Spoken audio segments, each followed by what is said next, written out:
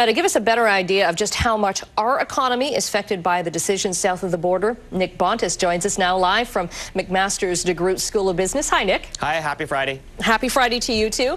Now, when you get right down to it, do you think Americans worry as much about breaking trade agreements, especially the condition that they're in right now? No, they're just desperate. They want to survive. If the Buy American provision is passed through this new stimulus package, it's going to fly in the face of NAFTA and all the agreements that we've had before with Canada. So Canada will be upset. The EU will be upset. I mean, all those other countries will also be upset. But we mustn't forget, the U.S. is the big gorilla in the global room. So we got to take the good with the bad. When the market was great and the U.S. was buying all of our stuff, we were happy campers. And now that they're doing poor, we also have to tighten our belts. Right. It's not just steel we're talking about either. It's lumber.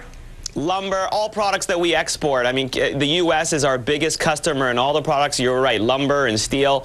And what we have to figure out is a way to make sure that the U.S. doesn't become our only customer in the world, so that we have this portfolio of customers. So even if one country goes down, we still have a market opportunity elsewhere. Let's talk about the Canadian Auto Workers now, Union now. Back to them. They're saying that they're willing to enter talks now about concessions. What do you make from that? It's about time, I think. The good news is that we have a cheaper Canadian dollar and higher productivity. So the big three in the U.S. want to do business in Canada because it's in their interest from a profitability perspective.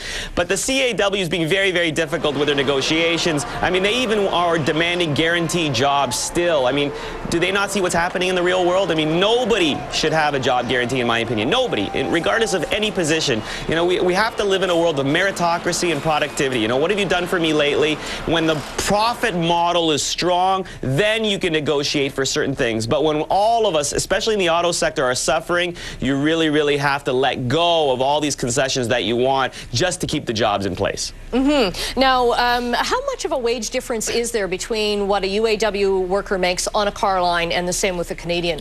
It's slightly higher. The last figures that I saw was the difference between about $70 versus $60 versus the Japanese automakers who are actually in the U.S. and they're about $49 per hour. So it's really the efficiency is there, and the Japanese have that productivity. Okay, and we'll see if those changes come down in the next month or so. Thanks so much. Thank you. Nick Bontis from the DeGroote School of Business at McMaster University.